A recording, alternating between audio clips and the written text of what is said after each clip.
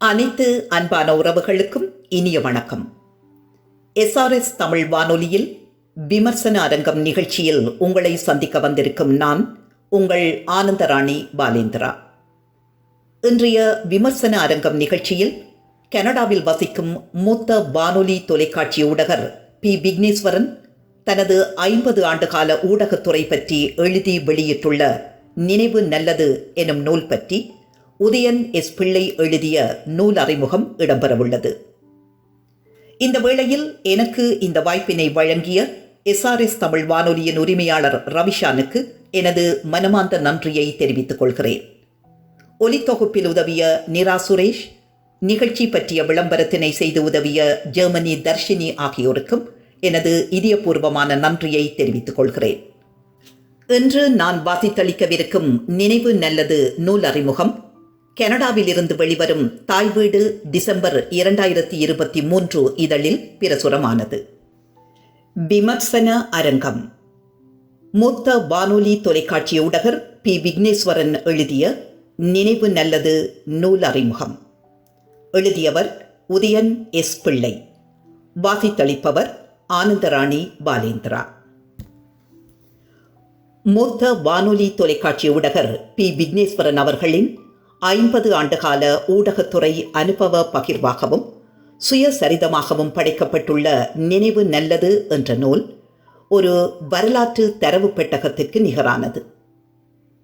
964 பக்கங்களை கொண்ட இந்நூல் அதன் நிறையில் மட்டுமல்ல, அதன் உள்ளடக்கத்திலும் அதீத கனம் கொண்டது. ஊடகத்துறையை உளமாற துதிப்போருக்கு இப்புத்தகத்தை தொடுகிற பொழுதே ஓர் உபதேச நூலொன்றை தொடுகின்ற உணர்வை கொடுக்கும். தொடர்ந்து படிக்கின்ற போது ஈழத்தமிழர்களுக்கு பெருமை சேர்த்த வானொலி தொலைக்காட்சி ஊடகத்துறையின் பெருமைகள் பற்றியும் அதனால் செதுக்கப்பட்ட விக்னேஸ்வரன் என்ற ஊடக ஆளுமை குறித்தும் வியப்போடு கூடிய மரியாதையை அதிகரிக்கும்.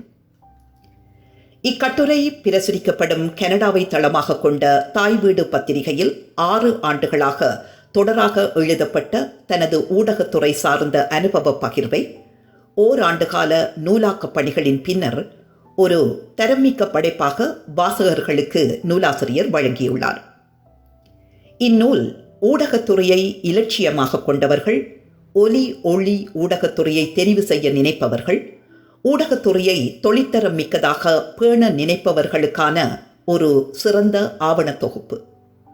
குறிப்பாக நிலத்திலும் புலம்பெயர் தேசத்திலும் அரை நூற்றாண்டு கால தமிழ் ஒலி ஒளிபரப்பு பாரம்பரியம், ஈழத்தில் ஏற்பட்ட அரசியல் மாற்றங்கள், ஒரு இனக்குழுமம் சுமந்து நின்ற வலிகள், அந்த வலிகள் பிரசவித்த வேதனைகள், அந்த வேதனைகளின் விளைவுகளால் புலம்பெயர் தேசத்தில் வீறு கொண்டெழுந்த சமூகத்தின் எழுச்சி படிநிலைகள் என்று அனைத்து பக்கங்களையும் நூலாசிரியர் பக்குவமாக பதிந்துள்ளார்.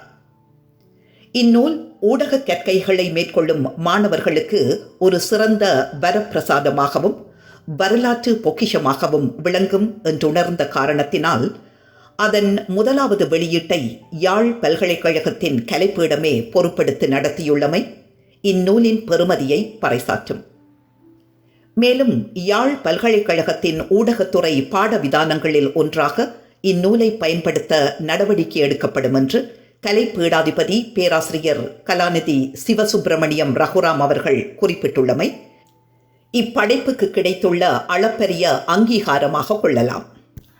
மேலும் பி. விக்னேஸ்வரன் அவர்களின் அனுபவ பகிர்வின் நினைவு மீட்டல் என்பது அவர் பாலகனாக இருந்த காலம் முதல் விடலை பருவ காலங்களையும் உள்ளடக்கியிருப்பதால் கனவுகளை சுமந்த ஓர் இளைஞரின் ஆளுமை விருத்தியின் வளர்ச்சி படிநிலைகள் குறித்த சரிதம் படிப்போருக்கும் சாதிக்க துடிப்போருக்கும் ஒரு வாழ்க்கை பாடமாக அமையக்கூடிய படிப்பினைகளை உள்ளடக்கியுள்ளது. விக்னேஸ்வரன் அவர்களின் அனுபவ பகிர்வை தனியாக ஊடகத்துறையோடு மட்டும் தொடர்பு படுத்தி மட்டுப்படுத்திவிட முடியாது. தன் வாழ்வின் ஒவ்வொரு அடிகளையும் மிகவும் நிதானமாகவும் பக்குவமாகவும் எடுத்து வைத்த அவருடைய தடங்களின் பதிவுகள் நிலத்திலும் புலம்பெயர் தேசத்திலும் வாழுகின்ற ஒவ்வொரு ஈழத்தமிழருக்கும் ஏதோ ஒரு வகையில் பிணைப்பை ஏற்படுத்துவதோடு அவர்கள் கடந்து வந்த வாழ்வியலின் பக்கங்களை உணர்வு ரீதியாக தொட்டும் மீட்டும் செல்கின்றன. அமைப்புசார் கட்டமைப்பு கூடாகவோ அல்லது நிறுவனமயப்பட்ட செயற்திட்டங்களுக்கூடாகவோ கூட இலகுவில் சாத்தியப்படுத்த முடியாத ஒரு இனம் சார்ந்த வரலாற்று ஆவணப் படைப்பை தன்னுடைய வரலாற்று தடங்களோடு பிணைத்து துல்லியமான தரவுகளோடு கூடியதாக ஒரு தனிநபராக நூலாசிரியர் உருவாக்கியுள்ளார்.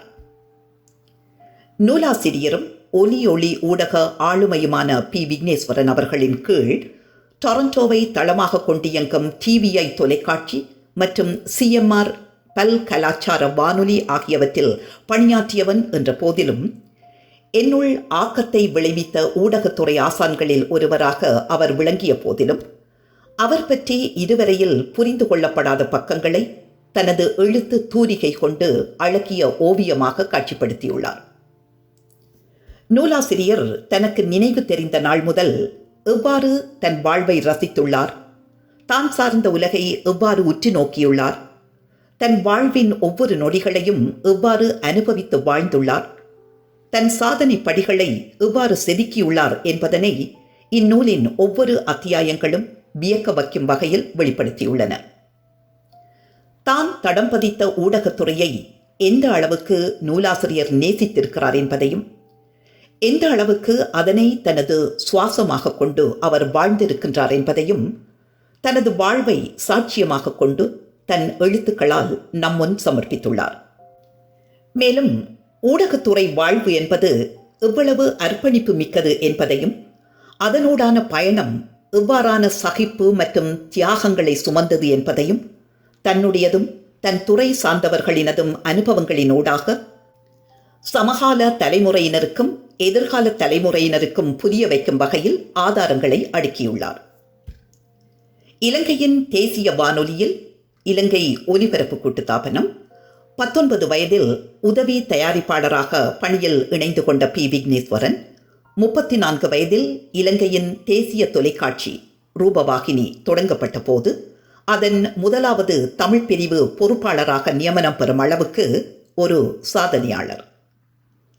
நிகழ்ச்சி தயாரிப்பாளராக, அறிவிப்பாளராக, செய்தி வாசிப்பவராக, நாடக தயாரிப்பாளராக, தொலைக்காட்சியின் தமிழ் பிரிவு பொறுப்பாளராக என்று ஒலிபரப்பு துறையில் அவருடைய பரிணாம வளர்ச்சி கடின உழைப்பினாலும் அவருடைய தனித்திறமையாலும் சாத்தியப்பட்டவை.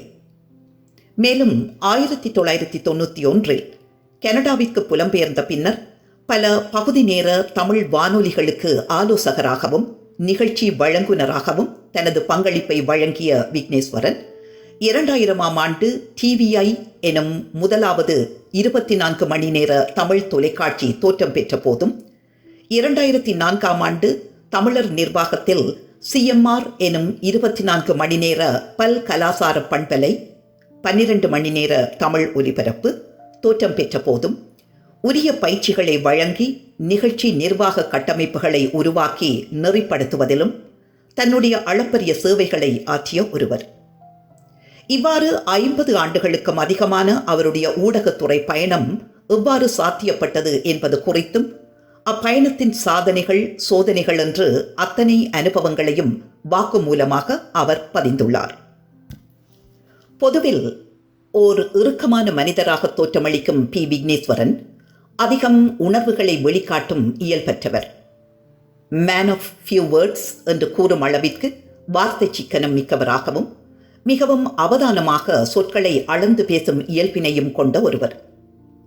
அவருடைய அதிகபட்ச உணர்வு வெளிப்பாடு அவ்வப்பொழுது புன்முறுவலாகவும் மெல்லிய சிரிப்பாகவும் வெளிப்படும். கோபத்தை அவருடைய குரலின் கடுமை அவ்வப்பொழுது காட்டிக் கொடுக்கும். ஆனால் தன்னை சுற்றி நடப்பவற்றை அவர் மிகவும் ஊன்றி அவதானிக்கிறார் என்பதனை உணர்ந்து கொள்ள முடியும். அவரிடமிருந்து இலகுவில் பாராட்டை பெற்றுவிட முடியாது.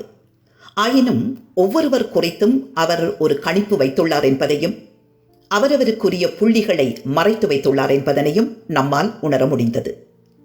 அவருடைய அவ்வாறான கணிப்புகள் மற்றும் புள்ளிகளின் அறுவடையை இந்நூலின் சொற்களும் வசனங்களும் உள்ளத்தின் சாட்சியங்களாக மனம் திறந்து பேசியுள்ளன. எனினும் இந்நூல் சாமானிய வாசிப்பாளர்களையும் கவர்ந்திழுக்கும் ஓர் இலக்கிய படைப்பு அல்ல. மிகைப்படுத்தல்கள் அற்ற தரவுகளையும் அனுபவங்களையும் காலத்தடங்களையும் ஆதாரமாக கொண்டு கட்டமைக்கப்பட்டுள்ளது. மிகவும் கவனமாக தெரிவு செய்யப்பட்ட வார்த்தைகளூடாக கண்ணியமாகவும் நேர்மையாகவும் கருப்பு வெள்ளையாக இந்நூலை விக்னேஸ்வரன் வடித்துள்ளார். இருப்பினும் தன் வாழ்வின் ஒவ்வொரு கட்டங்களையும் அனுபவித்து வாழ்ந்த ஒருவர் என்பதால் அவருடைய வரலாற்று காட்சிப்படுத்தலின் விவரிப்புகள் இலக்கிய படைப்புகளுக்கு நிகரான சுவையை இயல்பாகவே பெற்றுவிடுகின்றன. சுருங்கக்கூறின் காலக்கடிகாரத்தின் ஊடாக வாசகரை கடந்த காலத்துக்கு அவர் அழைத்துச் செல்கிறார். அவரோடு நிழலாக அவர் காட்டும் உலகை நாம் காணச் சென்ற பிரமையை அவருடைய வர்ணிப்பின் வலிமை நம் மனத்திரையில் ஏற்படுத்தி விடுகிறது. இந்நூலில் தான் பதிக்கின்ற விடயங்கள் எவ்வித கலப்படமும் இல்லாத 100% உண்மை தரவுகளை கொண்டதாக இருக்க வேண்டும் என்பதற்காக தரவுகளையும் ஆதாரங்களையும் தேடி திரட்டி அவற்றை ஆவண கோவைகளாக விக்னேஸ்வரன் பதித்துள்ளார். தன்னுடைய வெற்றிகள் சாதனைகளில் கூட சிறுதுளி சந்தேகமும் படிப்போருக்கு வந்துவிடக்கூடாது என்பதற்காக தான் பாடசாலை காலங்களில் பெற்ற சான்றிதழ்கள், நற்சான்று கடிதங்கள், அவற்றோடு தொடர்புடைய ஒளிப்படங்கள் என்று தன்னிடமுள்ள ஆதாரங்கள் அனைத்தையும் இந்நூலுடன் இணைத்துள்ளார். மேலும் தொழில்முறை ரீதியில் அவருடைய படிநிலை வளர்ச்சிகளின் போது கிடைத்த அங்கீகாரங்கள், பதவி உயர்வுகள், நிர்வாக மட்டத்திலான முக்கியமான தொடர்பாடல் கடிதங்கள் உட்பட்ட பிரதிகளையும் இணைத்துள்ளார். இதில் வியப்புக்குரியது என்னவெனில், இலங்கை வானொலியில் பணியாற்றும் போது தன்னுடைய தவறுகள் காரணமாக நிர்வாகத்தால் கண்டிக்கப்பட்டமைக்கான சான்றுகள் மற்றும் அபராதங்களை செலுத்திய காரணங்கள் என்று அனைத்தையுமே இந்நூலின் நம்பகத்தன்மைக்கு வலிமை சேர்க்கும் வகையில் அவர் சமர்ப்பித்துள்ளார்.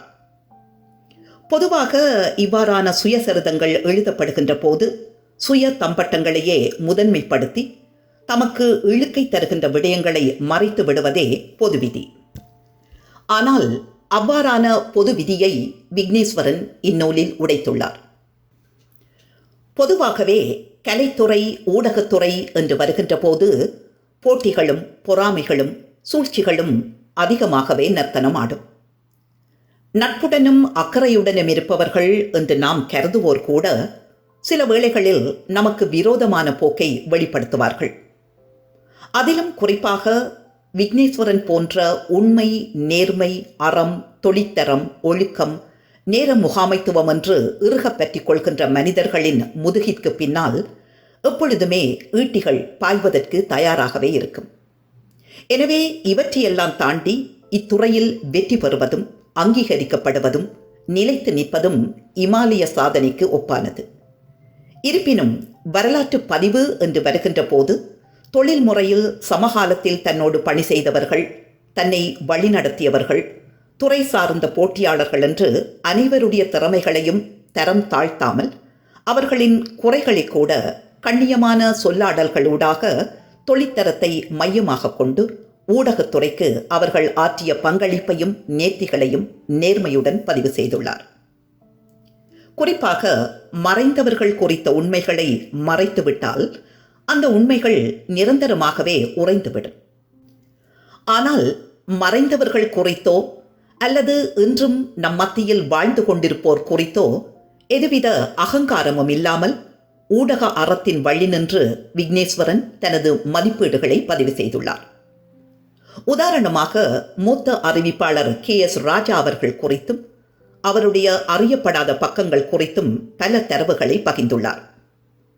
KS ராஜா என்ற ஆளுமை தனக்கான புகழை வணிக நோக்கில் முதன்மைப்படுத்தியிருந்தால் அவருடைய தளமும் வளமும் மிகுந்த பெருமானம் மிக்கதாக மாறியிருக்கும் என்பதையும், அப்படி இருந்தும் KS ராஜா அவ்வாறு சந்தர்ப்பங்களை பயன்படுத்தவில்லை என்பதையும் காரணங்களோடு விக்னேஸ்வரன் விளக்கியுள்ளார். இவ்வாறு பலருடைய வரலாற்று பக்கங்களின் சிறப்புகளையும் தனது விருப்பு வெறுப்புகளுக்கு அப்பாற்பட்டு தரவும் மிக்கதாக கணிப்பீடுகளை அவர் செய்துள்ளார். விக்னேஸ்வரன் அவர்களின் இளமை காலம் அவருடைய வயதை ஒத்தவர்களிலிருந்து பல விடயங்களில் வேறுபட்டிருக்கிறது. பின்னாட்களில் ஒரு சிறந்த ஆளுமையாக உருவெடுப்பதற்கான அடித்தளங்களை அவருடைய அர்ப்பணிப்பு மிக்க பயிற்சிகள் வழங்கிவிட்டன என்றே கருத முடிகிறது. அவர் விவரித்துள்ள இளமைக்கால பயிற்சிகளும் முயற்சிகளும் எதிர்கால சந்ததிக்கு ஒரு சிறந்த வாழ்க்கை பாடமாகும். தேகத்தை உறுதி செய்ய அவர் மேற்கொண்ட கடுமையான பயிற்சிகள் வியக்க வைக்கின்றன. அதிகாலை பொழுதில் கடற்கரை முதல் சுடுகாடு வரையான 1 கிலோமீட்டர் தூரத்தை 10 தடவைகள் சுற்றி வருதல், கிடங்கு வெட்டி பாய்ச்சல் பயிற்சி செய்தல் என்று அவருடைய வெறிகொண்ட பயிற்சி அவருக்கான அறுவடைகளை அள்ளி கொடுத்தது. சிறுவயதில் எல்லோரும் விளையாட்டாக பொழுதை கடத்த நினைக்கும் வயதில் அவர் விளையாட்டையே முதன்மை விருப்பமாக கொண்டு கடுமையான பயிற்சிகளூடாக போட்டிகளில் வென்று சாதனைகளை புரிந்துள்ளார். இது அவருக்கு பாடசாலை மட்டங்களிலும் கிராமிய மற்றும் மாவட்ட மட்டங்களிலும் மிகச்சிறந்த அங்கீகாரத்தை பெற்றுக் கொடுத்தது. மிக தீவிரமான விளையாட்டு வீரராக அவர் விளங்கியதால் அவரது உடலும் உள்ளமும் சிறுவயதிலேயே உறுதி பெற்றன. ஒருவருடைய உழைப்புக்குரிய அறுவடையும் அங்கீகாரமும் கிடைக்கின்ற போது அது ஒரு வகையில் போதியாக உருவெடுத்துவிடும். அவ்வாறே விக்னேஸ்வரன் விடயத்திலும் அவருக்கு கிடைத்த வெற்றிகள் அவரை நிரந்தரமாகவே ஒரு கடுமையான பயிற்சியாளராகவும் முயற்சியாளராகவும் மாற்றிவிட்டன. மேலும் அவர் விளையாட்டில் தீவிர கவனம் செலுத்திய சமகாலத்தில் வாசிப்பு, பேச்சு, சிறுகதை எழுத்து, நடிப்பு ஆகியவற்றிலும் மிகுந்த ஈடுபாடு காண்பித்து அவற்றிலும் சான்றிதழ்களை பெற்று தனது வயதியொத்தவர்கள் மத்தியில் தனித்துவமான அங்கீகாரத்தையும் அடையாளத்தையும் மாணவ பருவத்திலேயே விக்னேஸ்வரன் பெற்றுவிட்டார். ஒரு கட்டத்தில் நாடகத்தின் மீதான அவரது ஈர்ப்பு அதிகரித்து பின்னாட்களில் தொழில்முறை ரீதியில் நாடக எழுத்தாளராகவும் தயாரிப்பாளராகவும் உருவெடுத்து இலங்கையின் முதலாவது தொலைக்காட்சி நாடகத்தை தயாரித்த பெருமைக்குரியவராகவும் அவரை சாதனையாளராக்கியது.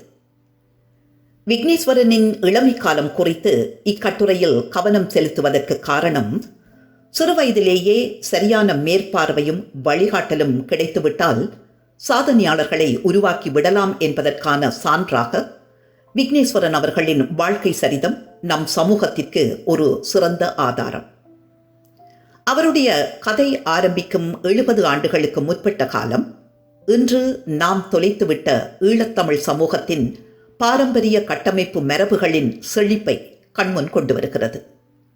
நான் எனது என்றில்லாமல் நாம் நமது என்று அரவணைப்பும் அக்கறையும் நிறைந்து வாழ்ந்த சமூகம் நம்முடையது. இன்றைய நவீனத்துவமும் புலம்பெயர்வும் பொருளீட்டலுக்கான முன்னுரிமையும் நம்முடைய பந்தபாச வாழ்க்கை முறைகளையும் சமூக ஐக்கியத்தையும் வெகுவாகவே சிதைத்துவிட்டன. இந்நிலையில் ஒரு தனி மனிதரை சிறுவயதிலிருந்தே செதுக்குவதில் ஒரு காலத்தில் சொந்த பந்தங்களும் சமூகமும் எவ்வாறு பங்காற்றின என்பதனை விக்னேஸ்வரனின் பதிவுகள் வெளிப்படுத்தி நிற்கின்றன. இது ஒரு வகையில் சமூக கட்டமைப்பின் வரலாற்று தடயங்களை நமக்கு மீள நினைவூட்டுகின்றன. தன்னுடைய வளர்ச்சியில் பெற்றோருக்கு அப்பால் தன்னுடைய தாய் மாமனும் சிறிய தாயும் அம்மம்மாவும் எவ்வாறு பங்காற்றினர் என்பதை சம்பவங்களுக்கூடாக விவரிக்கிறார். தாய் மாமனிடம் வாங்கிய பூவரசம் தடியாடியின் அனுபவம் முதல் கண்டிப்பும் ஒழுக்கமும் எவ்வாறு தனது வாழ்வை நேர்வழிப்படுத்தியது என்பதை மனதை தொடுகிற வகையில் சித்தரித்துள்ளார். மேலும் நண்பர்களும் ஆசிரியர்களும் அயலவர்களும் என்று சமூக அக்கறை கொண்ட சமூக கட்டமைப்பின் சிறப்புகளை தன் அனுபவங்களினூடாக பகிர்ந்துள்ளார். இவ்வாறான சமூக வாழ்க்கை முறைகளின் கதைகளை எதிர்கால சந்ததி இதுபோன்ற பதிவுகளூடாக மட்டுமே அறிந்து கொள்ள முடியும் என்பதே சமகாலத்தின் கசப்பான உண்மை.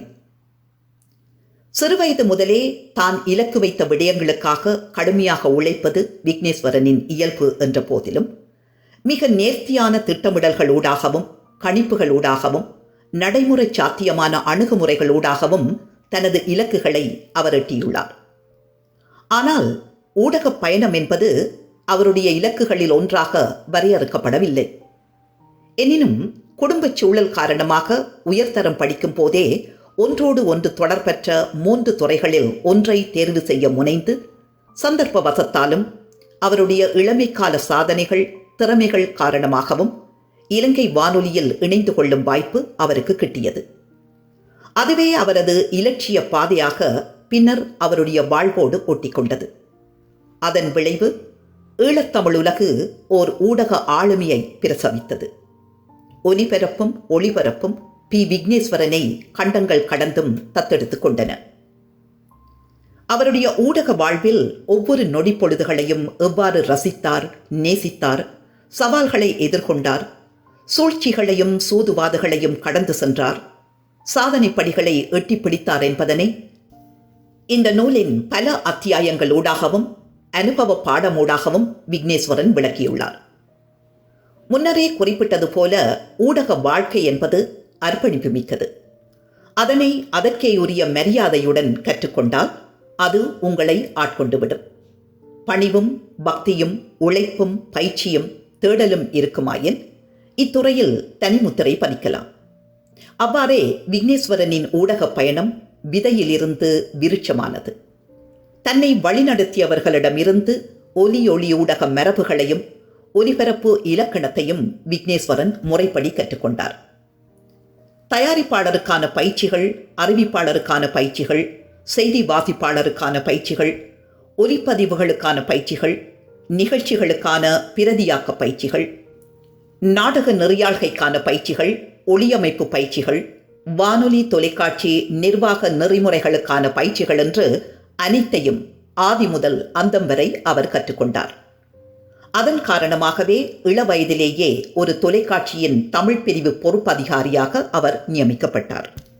இதன் விளைவாக ஈழத்தமிழர்களுக்கான தொழில்முறை ஊடக கட்டமைப்புகளை புலத்தில் உருவாக்கும் பணிகள் வேகம் பெற்ற காலத்தில் கனடாவில் டிவிஐ தொலைக்காட்சி 2000ஆம் ஆண்டு மற்றும் சிஎம்ஆர் பல் கலாசார பண்பலை 2004 ஊடகங்கள் உருவாக்கப்பட்ட போது அவருடைய புலமைத்துவம் நிகழ்ச்சி நிர்வாக கட்டமைப்புகளை தொழில்தரம் மிக்கதாக மேம்படுத்தின.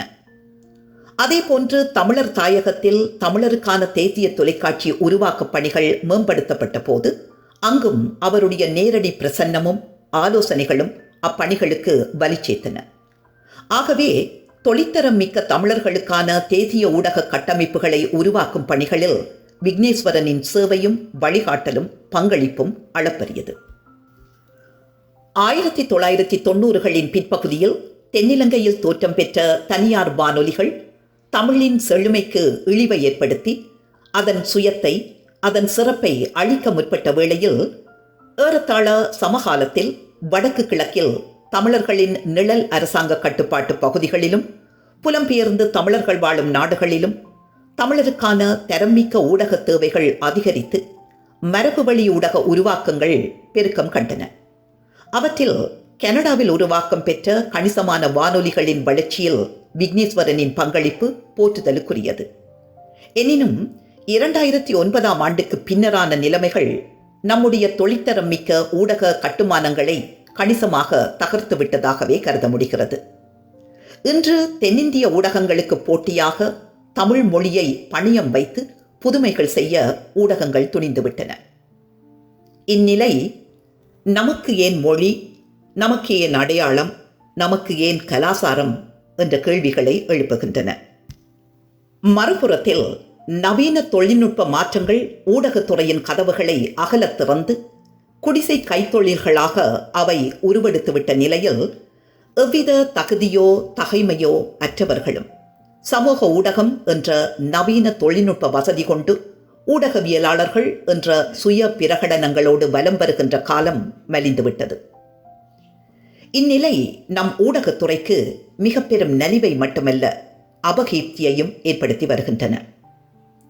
இவ்வாறான மாற்றம் உலகியல் சார்ந்த விளைவு என்ற போதிலும் உரிமைக்காகவும் நீதிக்காகவும் வாழ்தலுக்காகவும் தொடர்ந்து போராடி வரக்கூடிய ஒரு சிறிய இனக்குழுமத்திற்கு சர்வதேச நியமங்களுக்கேற்ப ஆக்கத்தை தரக்கூடிய, பக்கபலமாக விளங்கக்கூடிய வீரியம் மிக்க ஆயுதமான ஊடகத்துறையை மீண்டும் தொழில்தரம் மிக்கதாகவும் மொழி செழுமையை பிரதானமாக கொண்டவையாகவும் கட்டியெழுப்ப வேண்டிய தேவை ஒரு வரலாற்று கடமையாகும். ஆனால் சமகாலத்தில் வணிகமே பிரதானம் என்ற வேட்கையில் சமூகம் ஓடிக்கொண்டிருக்கையில் ஊடக அறம் குறித்தோ அதனது தரம் குறித்தோ அக்கறைப்படாத சமூக கட்டமைப்பு உருவாகி வருகிறது. ஏதோ பொழுதை கழிப்போம், பொழுதை கழிப்போடு கடப்போம் என்ற மனநிலையே சமூகத்தில் மேலோங்கி இருக்கிறது. விக்னேஸ்வரன் குறிப்பிடுவது போல ஒரு காலத்தில் மக்களுக்கான ஊடகங்கள் இருந்த நிலை மாறி தற்போது மக்களின் ஊடகங்கள் பெருகிவிட்ட நிலையில் மக்களுக்கே ஊடகங்கள் குறித்த விழிப்புணர்வை ஏற்படுத்த வேண்டிய தேவை அதிகரித்துள்ளது. இந்நிலையில் நம் சமூகத்துக்கு பயன் தரும் நவீன மாற்றங்களோடு கூடிய தேர்ந்த ஊடக மரபுகளை கட்டியெழுப்ப வேண்டுமாயின் சமகாலத்தில் ஸ்மார்ட் போன் பயனராகவோ அல்லது அதனை ஒரு படைப்பாக்க கருவியாகவோ வரித்து கொண்டோர் அனைவரும் இந்நூலை படிப்பது அவசியம் என்று கருதுகிறேன். ஊடக சீரழிவு என்பது நவயுகத்தின் பொதுவிதி என்று நாம் புறக்கணித்துவிட முடியாது. அதனுடைய கட்டற்ற சிதைவுகளை தடுப்பதற்கான கடிவாளங்களை நாம் உடனடியாக போட்டாக வேண்டும். நாம் நமது செழுமை மிகு அடையாளச் சிதைவுகளை உரிய நேரத்தில் தடுக்காமல் தொலைத்துவிட்டு இன்று அழுது கொண்டிருப்பவர்கள். இவ்வாறுதான் இன்றைக்கு கால் நூற்றாண்டுக்கு முன்னர் தனியார் பண்பலைகள் தென்னிலங்கையில் கோலோச்சத் தொடங்கிய போது நம் பெருமை மிகு ஒலிபரப்பு பாரம்பரியம் சிதைக்கப்பட்டு நம் செழுமை தமிழ் சீரழிக்கப்பட்டது. தமிழை இலகுபடுத்துகிறோம் என கூறிக்கொண்டு வட்டார வழக்கு என்றும் பேச்சு தமிழ் என்றும் புதுமை புகுத்தி பாரம்பரிய தமிழ் ஒலிபரப்பு மரபை இழிவுபடுத்தினர். விளைவு, நாம் உயர்வாக போற்றிய ஈழத்தமிழ் ஒலிபரப்புக்கென தனி முத்திரை பதித்த சீர் தமிழை நம் கண்முன்னே தனியார் பண்பலைகள் துகுலுரிந்தன. ஆயினும் விரல் விட்டு எண்ணக்கூடிய ஒரு சிலர் செழுமையான தமிழ் ஒலிபரப்பு பாரம்பரியத்தை பேண முற்பட்ட போதிலும் அவ்வாறானவர்கள் ஒலிபரப்பு அரங்கிலிருந்து படிப்படியாக அகன்றனர் அல்லது அகற்றப்பட்டனர் என்பது வரலாறு. அதன் அடுத்த பரிணாமமாக ஈழத்தமிழர்களின் மொழி வழக்கும் மொழி வளமும் சுயமிழந்து சென்னை தமிழெனும் பன்னித்தமிழ் வானொலிகளில் கோலோச்சுகின்றன. இதைத்தான் மக்கள் விரும்புகின்றார்கள் என்று போலி கற்பிதம் செய்து கொண்டு நான் முந்தி நீ முந்தி என்று சென்னை வானொலிகளின் பிரசவங்களை ஈழத்திலும் புலம்பெயர் தேசத்திலும் நாம் கண்ணீருடன் சகிக்கும் நிலைமை மோசமடைந்து வருகிறது. இவ்வாறான விஷ விதைப்புகளுக்கு மத்தியில் சுய பொறுப்பின் பிரகாரமும் சுய ஒழுக்கத்தின் அடிப்படையிலும் நம் பாரம்பரிய செழுமை தமிழ் ஒலிபரப்பு மரபை பேண முனைவோர் பரிதவிக்கும் நிலை ஏற்பட்டுள்ளது. மொத்தத்தில் நம் தாய்மொழியும் அதன் செழுமையும் நமக்கே அந்நியமாக தோன்றும் நிலை திட்டமிட்டே விதைக்கப்பட்டுள்ளது. இன்று ஈழத்தில் பல இளையவர்கள் மத்தியில் வட்டார வழக்குகள் கூட வழக்கிழந்து சென்னை தமிழ் பயன்பாடே அன்றாட உரையாடல்களில் தாக்கம் செலுத்துகின்ற நிலை ஈழத்தமிழர்கள் படிப்படியாக சுயமிழந்து வருவதை அம்பலப்படுத்துகிறது.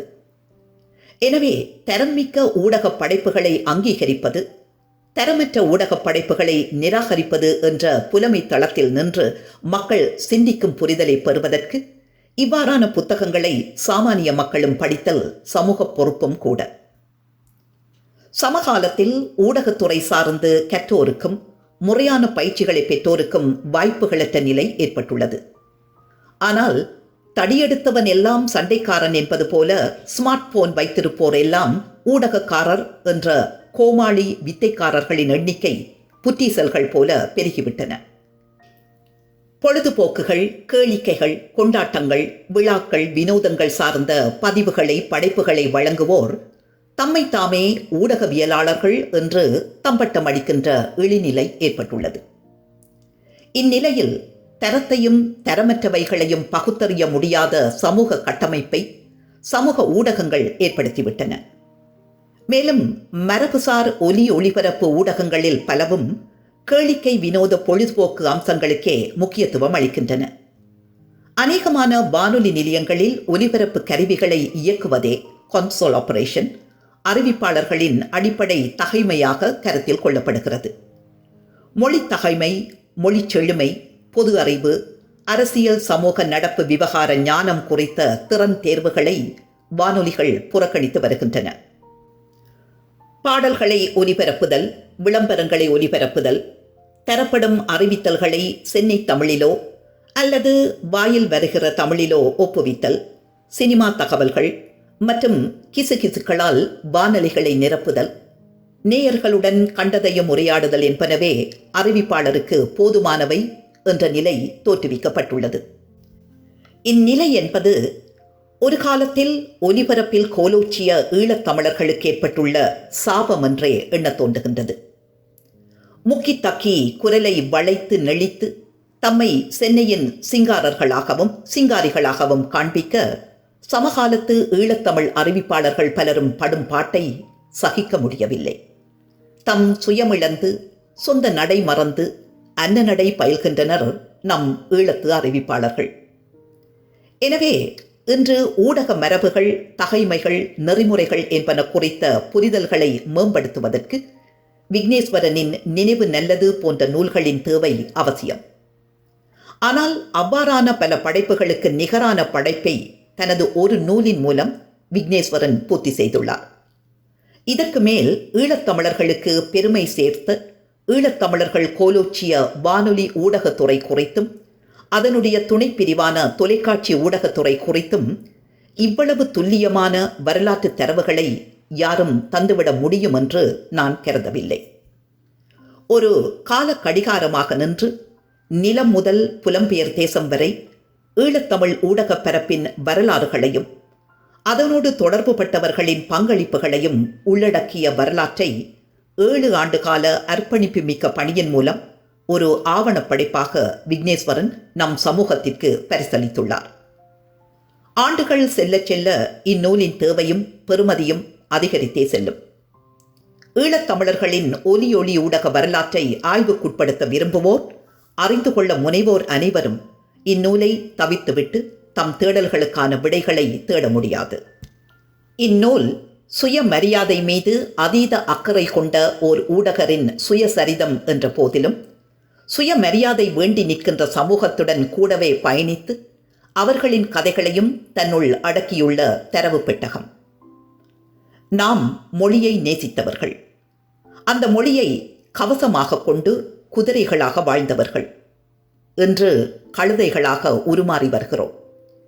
இந்த இழிநிலை மாற்றத்தை தடுக்க சமூகமாக சிந்திப்போம். அவ்வாறான சிந்திப்பின் தூண்டுதலுக்கும் ஆக்கம் தரும் ஊடக மரபுகளை மீட்டெடுக்கவும் இந்நூல் ஒரு முதல் விதை என்று நம்புவோம். இந்த நூல் பாடசாலைகளிலும் பல்கலைக்கழகங்களிலும் நூலகங்களிலும் தமிழை நேசிக்கும் ஒவ்வொரு தமிழரின் இல்லங்களிலும் இருக்க வேண்டியது மட்டுமல்ல, படிக்கப்பட வேண்டியது என்பதே எனது விருப்பமும் கூட. இந்நூலை ஆக்கிய பி. விக்னேஸ்வரனுக்கு ஒரு மாணவனாக மீண்டும் எனது மனமார்ந்த நன்றி. இதுவரை நீங்கள் கேட்டது விமர்சன அரங்கம். மூத்த வானொலி தொலைக்காட்சி ஊடகர் பி. விக்னேஸ்வரன் எழுதிய நினைவு நல்லது நூல் அறிமுகம். எழுதியவர் உதயன் எஸ். பிள்ளை. வாசித்தளித்தவர் ஆனந்தராணி பாலேந்திரா.